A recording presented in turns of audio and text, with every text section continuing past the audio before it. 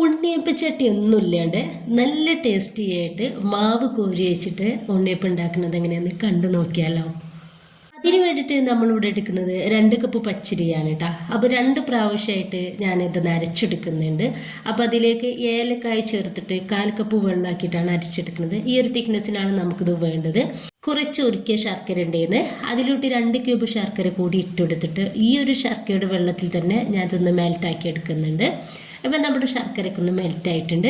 ഒരു അരിപ്പയിലൂടെ ചൂടോടെ തന്നെ ഞാനിത് ഇതിലേക്ക് ഒഴിച്ചു കൊടുത്തിട്ട് നന്നായിട്ടൊന്ന് മിക്സാക്കി എടുക്കുന്നുണ്ട്. കുറച്ചധികം തന്നെ വെളുത്തുള്ളും അണ്ടിപ്പരിപ്പും മുതിരി കൂടി ഇട്ടെടുത്തിട്ട് നന്നായിട്ടൊന്ന് മിക്സാക്കി എടുക്കുന്നുണ്ട്.